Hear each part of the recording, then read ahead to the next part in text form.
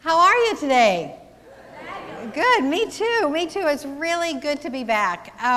For those of you that don't know my schedule, 2 weeks ago I was at Women's Spirit, and that was great, but I missed you. And then last Sunday, I also missed you. I was in Puerto Vallarta, and I was at a ministers' meeting, and I'm on the committee that produces the whole meeting, so I was working. And I was thinking of you, but still, it was pretty nice to be in the tropics. I want to let you know that I made the altar today, and I also made this very altar for the ministers. It just happened that they needed an altar goddess today, so I just brought the one that I had for Mexico. And in Mexico, they go out on the property and just hack at the hedges, you know, and bring them in for bouquets. So I did that in my yard. I just went out and hacked at anything that looked slightly tropical and brought it in for you. Also on the altar are little bitty charms that are extras from the ministers' meeting. They're called milagros, miracles. And they are used to pray with. And they're little symbols, not enough for everybody, but I know that just the people that need a miracle, there's enough for.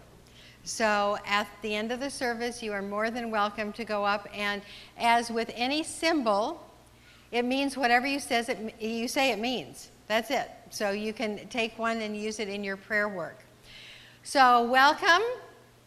I was going to say that a little bit further down the notes here, but you're at the Golden Gate Center for Spiritual Living, where our vision is awakening personal transformation, and our mission is teaching tools for positive change.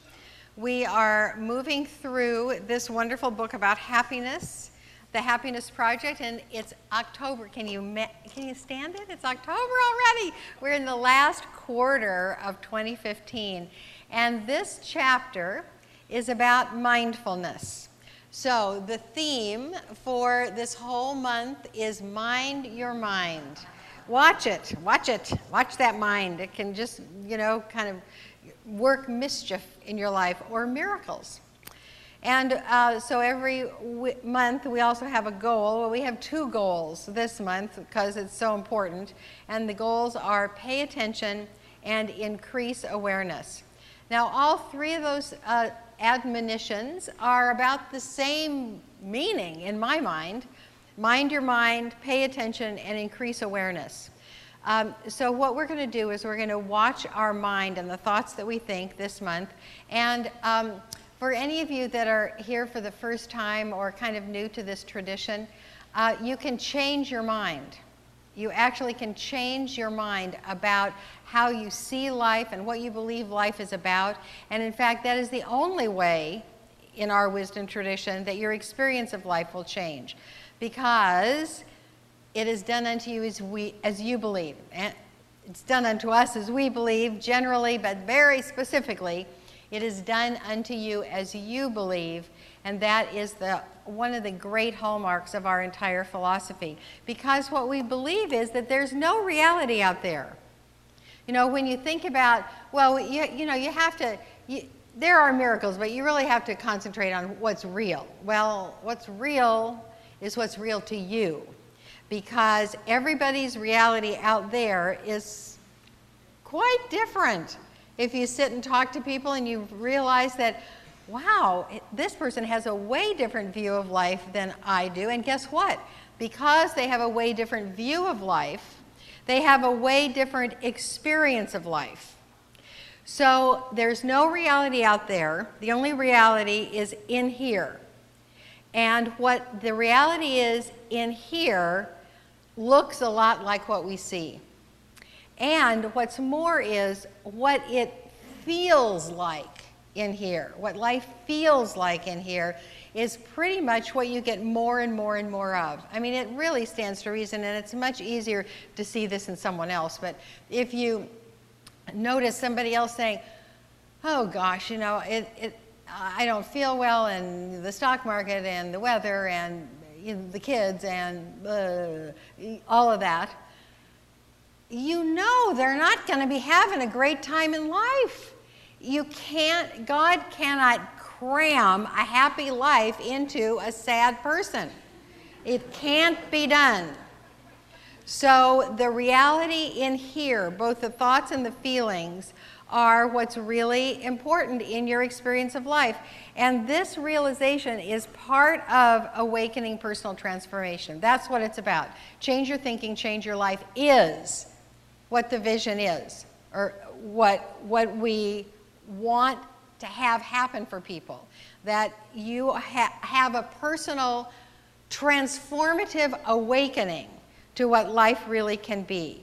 And we do this one thought at a time, one feeling at a time, one person at a time. So I have a story about one person that I got from Facebook, one of my new favorite sources for talks. So one day, Thomas Edison came home and gave a paper to his mother. He told her, "My teacher gave me this paper and told me to only give it to my mother." His mother's eyes were tearful as she read the letter out loud to her child. "Your son is a genius. This school is too small for him and doesn't have enough good teachers for training him. Please teach him yourself." Many, many years after Edison's mother died, and he was now one of the greatest inventors of the century, one day he was looking through old family things. Suddenly he saw a folded paper in the corner of a drawer in the desk. He took it and opened it up. On the paper was written, "Your son is addled. We won't let him come to school anymore." Edison cried for hours and then wrote in his diary, "Thomas Alva Edison was an addled child that by a hero mother became the genius of the century."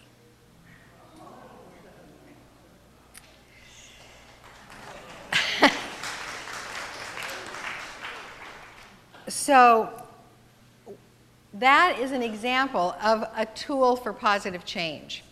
And the tool for positive change is changing your mind, or minding your mind, or molding somebody else's mind, so that your life and their life will change.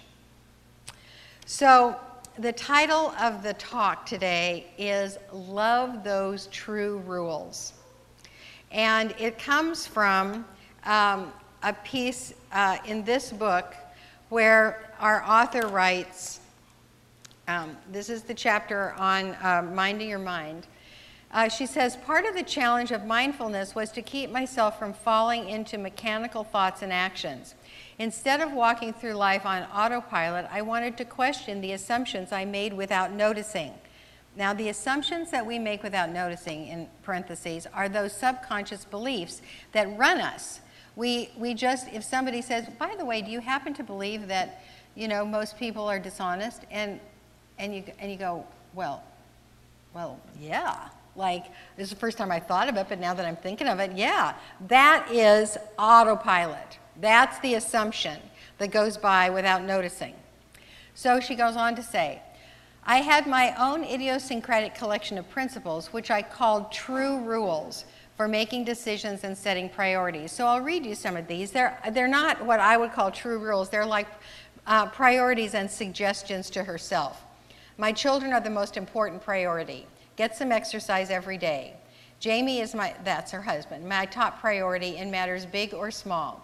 Yes comes right away, no comes after, or no never comes.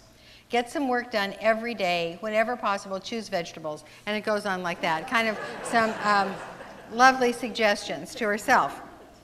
However, Science of Mind has real true rules. The true rules about the way the universe works. And I know that it might sound presumptuous to say that I know the way the universe works, but I have been using these principles for a long, long time. And I believe in them, and they work for me. And there may be other true rules that are better than these, but by golly, my life's pretty good, and I use these. So here we go. True rules of Science of Mind. Are you ready for this? The first is, there is only God. That's the first true rule. Now, if you don't like that word God, and a lot of people don't because of some sort of past experience, you don't have to call it God. You can call it anything. You can call it source, you can call it life, you can call it infinite one, you can call it oneness, you can call it spirit or life principle. If you're a scientist, you can call it entanglement theory. It's the same thing. The great unity, it's the same thing. On page 188 in the textbook, Ernest Holmes writes, all there really is God. In capital letters and nothing else with it. That's it. Everything was made and is made out of this one. There's nothing else to begin with. There's no other source. And so in Mexico, the opening ceremony was that all of the ministers brought something that reminded them of the power of God to put on the altar. So that's why there's so much empty space. It was filled up with the ministers' goodies. So Reverend Harry Morgan Moses, who has a church in near Hollywood, put this on the altar, and it's a mirror, and it says, "Behold God." And so this is exactly what I'm saying. There's only God. So I can hold this, and I can, there's Tinman. Oh, behold God. There's Tinman. And let's see, there's Gail, and there's Michelle. There. So everybody, and then I can turn it like this, and of course see me. And there's a magnet on the back, and we can put it on our refrigerator at home. And so when we get up in the morning and we don't look as good as we can look, we can still say, my God, there's God. How trippy. So the corollaries to this are you can't be left out. You can't be dropped out of reality. You can't be dropped out of God. You can't be left on the corner. You cannot be abandoned. And because you were made out of the only stuff there is to make anything out of, you share the qualities of that God stuff, infinite stuff. You are holy, you are whole, you are love, you are beauty, you are safe, you are beloved of the Creator. And what also is true is that everybody we judge is also God, because there's only the one thing. So, you know, I'm still learning these principles, but I remember them faster. That's the only difference. I remember them faster. So at Woman's Spirit, there was an experience that I had where I was about ready to do this ceremony, and I was afraid that there was a woman there who was going to hijack the whole thing just because of her self-centeredness. There was, you know, personal sharing involved, and I thought, ugh. And whenever you have that feeling of judging another, what happens is you feel separate from your joy. I was worried. I was pissed off. I was already mad at her, and she hadn't opened her mouth. And so I did something that was fabulous. I grabbed Jennifer Mann, who we have seen here. She does signings sometimes with Karen Drucker. She's also a former president of the core council in the Santa Rosa Church, and she's a longtime practitioner. I said, come here. And I said, I have something to give you. And so I just said that in more words. You know, there's a woman, I'm worried about her. I think she's going to hijack the process and it won't be good for anybody. And I want, here, take this from me, take this from me. And she said, great, just give it to me, just give it to me. And as I gave it to her, I realized that the thing that makes people self-centered is that they don't believe they're good enough anyway, and they have to let people know how fabulous they are all the time because they won't see on their own because they don't believe they are. Then I was filled with compassion for her. And Jennifer said, don't worry about a thing. So I knew Jennifer was praying. I was in compassion, and it went beautifully. Beautifully, because I remembered who was God. Me and her and Jennifer. And I was like rewoven into the reality that is the reality that I'm reaching for all the time, which is it's all God. That's where sometimes I think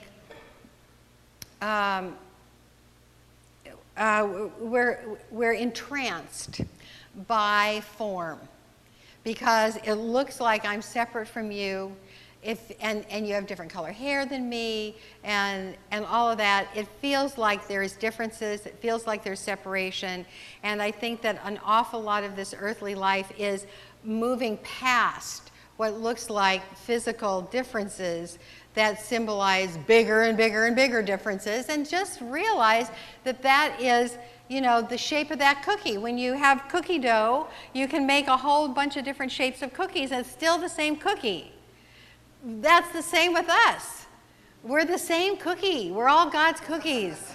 We're just made in different shapes. Okay? Remember that. We're all God's cookies. So, in the textbook on page 39, Ernest Holmes writes, "We must instill into the mind the fundamental proposition that good is without bounds. Only good and loving kindness shall follow me all the days of my life. We must get this concept rather than continuing to think there is a power of evil as opposed to the power of good. We experience good and evil because we perceive a presence of duality rather than unity." And that is the first principle. It's only one. God's the only thing. There's only one other true rule, and that is that consciousness is causative. So let me explain that a little bit.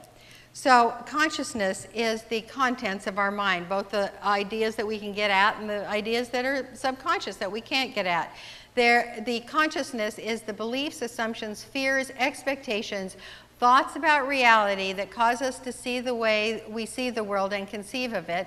And the nature of our reality is a direct imagining of our expectations. That there is a direct correlation with what we expect from life, both in the actual things and the feeling state. There's an exact correlation. And so when I say that, what a lot of beginners say, and a lot of advanced people say too, is, well, what about the bad stuff? I don't imagine that. I don't think about that. I don't want that. And here it is, plopped in my life. When we mind our mind and we plumb the depths of our belief and we keep asking ourselves questions, do I believe that? Do I believe that? What about this? What about this? And if we keep asking questions like, why does this always happen to me? That's a very good question. Why does this always happen to me? Why does this always happen to me? It's because I call it in, because my consciousness is causative. Out of all of the other things that could have happened to me, the cause is my consciousness. So if something, it's difficult, challenging for us to view our own consciousness. And that's why we have trained practitioners. Because the trained practitioners can plumb your mind. They can dig around in there and find those hidden beliefs that are causing the same thing to happen over and over again to you. And then it is a process of shifting the way you look at it. So I have some examples of that. A couple of weeks ago, our founder, Reverend Dr. Lloyd Tupper, spoke, and I got some responses about his talk. And so one of the responses was, oh, he was so inspiring, and about, you know, his fall, and then, you know, the revelation of his life's purpose, and it was great. And then another response I got was, well, why did he talk so much about falling down the stairs? So this is what's happened. It was the same talk. And what he was saying was that the fall down the stairs moved him to a revelation, a personal awakening, a transformative experience, just like we want for everybody, of what the rest of his life was supposed to be about. And it was the trauma of that fall that made this revelation come to him. But if people don't go that far and just say, oh, he talked a lot about falling down the stairs, then what happens is it triggers something that is already in us. What is already in us is, oh, accidents can happen. It happened to Lloyd. It can certainly happen to me. And then you spiral into fear about what's going to happen to me when an accident happens, because they happen. Do you see that it is the same experience? And another example is that before service, we all pray. And we put in the center of the prayer circle what needs extra awareness, extra love, extra prayer. And so, the shootings, the refugees, the flooding, the weather all over the world, the loss of life, the heartbreak that exists in life. Because what I do not want this philosophy to be when I say that your consciousness is causative is that you believe you have to be stupidly positive or ignore when something hurts. That is not the teaching. But out of every hurt, a blessing is possible. Absolutely. That's what Scott's prayer was about. And so what you do, the fallback position that you train yourself to say and believe when something pops in that looks distressing, is that you say to yourself, there is a blessing here and I am determined to find it. Say that with me. There is a blessing here and I am determined to find it. So, Albert Einstein said, everything is energy, and that's all there's to it. Match the frequency of the reality you want, and you cannot help but get that reality. It can be no other way. This is not philosophy, this is physics. So we're matching energies, and we had a great process at this ministers' meeting that I want to share with you. It's called What If Down and What If Up. So what if down is, God, what if I have an accident? Well, and then what if nobody's there? And what if I break something and I can't move? And do you see how that is what if down. You keep doing that, and that's what a lot of us do, is the what if down. And you get really, really unhappy, and the frequency is depressed. What if up is the opposite. What if I am divinely taken care of, just like the promises in every spiritual tradition say? What if there is someone that I need at every step of my life from here on out? If I need something, it's available. It either shows up, it's dropped from heaven, or somebody shows up carrying it. What if I can do the same for others? What if I am a beneficial presence for others? And do you see how the what if up enhances your frequency? Only you can do this for you. Only you can do this. That's why one of the big reasons that you come here is to be reminded that you can do it. So, this can apply to anything in your life. Relationships, body, your work, your money, your creative expression, anything. Now, today, we are going to apply the true rules to money and giving, because our pledge program starts today.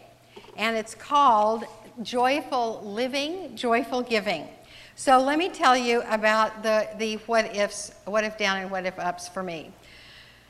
Because I go through, what if somebody says all she ever does is talk about money? What if they get so tired of hearing about the pledge program that this is the only Sunday they come in October? And can you feel that? Can you feel that? So I say to myself, what if they say, I'm so excited about pledge. I knew it was this time of year, and here it is. What if they say, I am going to up my pledge because I got such a charge last year out of giving to my community that I am going to give more. What if somebody says, I learned to give in this community, and now I give here and here and here and here, and I'm teaching my kids to do the same? Now, do you feel the difference? So I work with myself on this. So the two rules, the two true rules, and by the way, we do this pledge program because it's fun and it is spiritually mature to take care of our place. We got to take care of our place. We got to take care of this community that we all love. I pledge, I want you to too if you love this place. First of all, money is God in action. Remember the first one was God is all there is. Money is God in action. On page 263 of the textbook, under a subsection called supply, it is written, God is spirit. Spirit is substance, and substance is supply.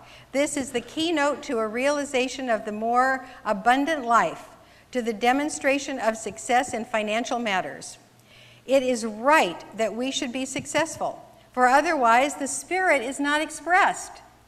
The divine cannot lack for anything, and we should not lack for anything that makes life worthwhile here on earth. You should not lack for anything. What if you didn't? What if all that you needed was supplied to you? That's the promise. Spirit expressed is that everything that you need is supplied to you. What if that was what you lived by?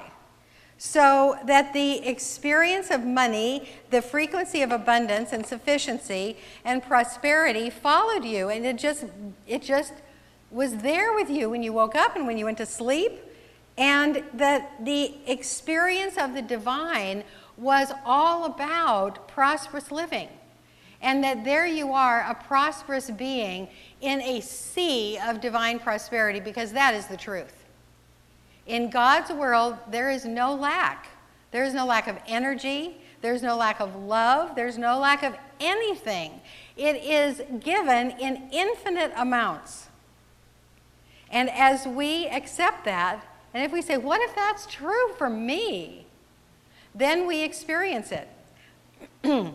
The second true rule of money is this.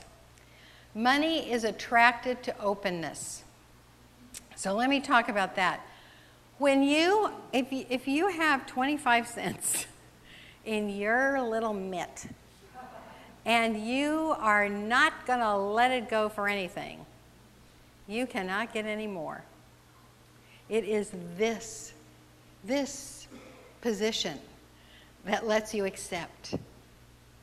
And that openness of heart, openness of arms, the body posture of openness, open arms, open hands, open mind.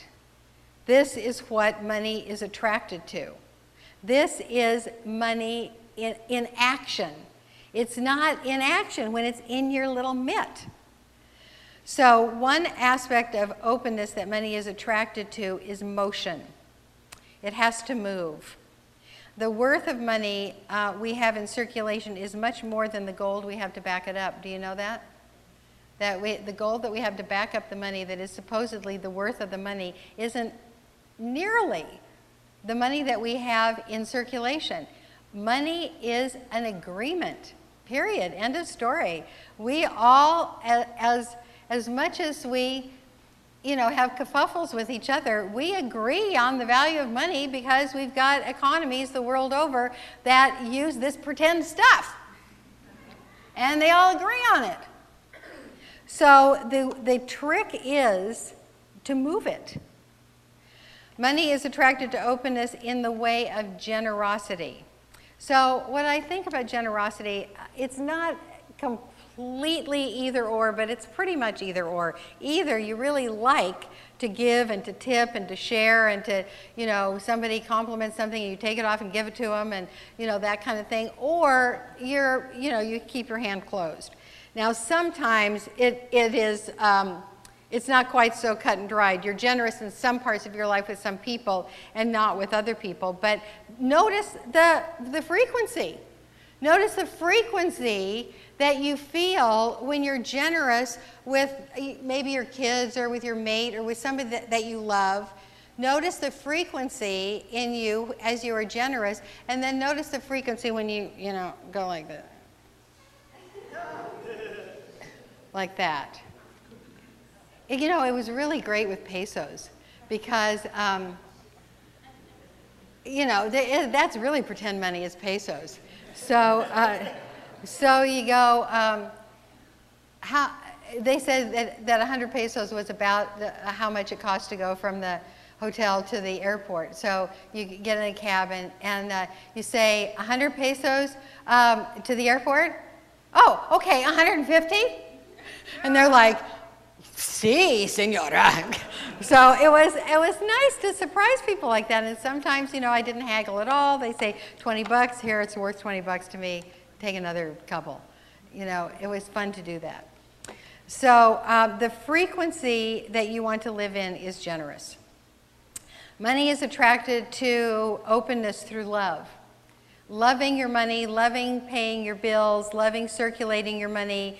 When you go for that frequency of lightheartedness and fun, you respect your money, you love your money, you love spending your money, you love sharing your money, you love earning your money, and it's something. What if you loved it? You can create this, whatever you're feeling now, whatever you're feeling. If it's not absolute joy and go Reverend Karyl, go Reverend Karyl. If anything less than that, that's your stuff. It's your stuff. All right, moving on. Money is attracted to pleasure. Are we on pleasure? Yes. So if you don't understand that, keep coming. Because the more we are relaxed and in the flow and happy with our life and filled with generosity, the more pleasure we feel and the more substance. Spirit is substance, substance is supply, and there's no end to any of it. And so not only do you get money, but you get people showing up that are, I don't know how many times in Mexico, the exact person that I needed walked into me because I needed them right then. And it was happening to everybody. It was really a great experience. Finally, money is attracted to gratitude. And when you have that attitude of gratitude where you just are like, I am so blessed, I am so blessed, I am so blessed, then all of this other stuff just falls into place.